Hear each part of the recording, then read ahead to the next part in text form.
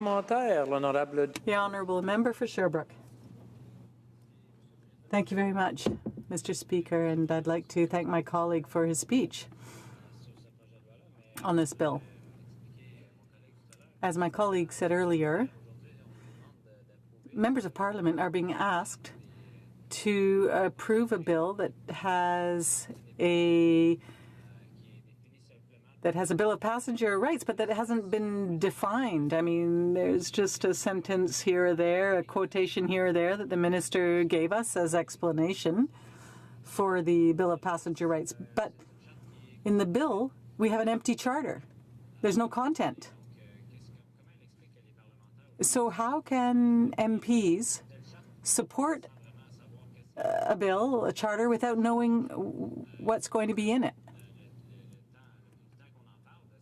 We've been talking about this kind of Bill of Rights for a long time. The NDP proposed one, and that was a detailed Bill of Rights.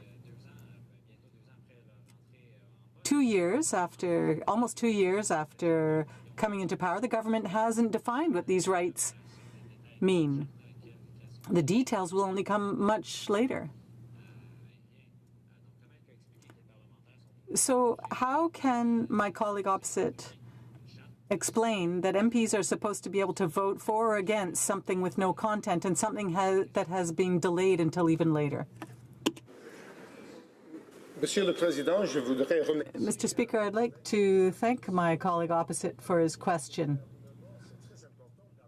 It's very important for this government to have a competitive system that provides choice to passengers.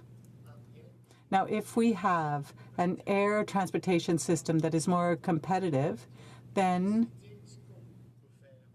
we need to be able to give passengers choice. If there, for example, is a family that wants to go and spend 2 or 3 weeks somewhere for their vacation. Now, with the changes in rules, then they will have more choices. That's very important. And we need to have the ability and the capacity for air carriers to be able to provide that kind of choice. And it's for that reason, Mr. Speaker, that I absolutely support these kinds of changes. Questions or comments? Honourable Député de Guelph.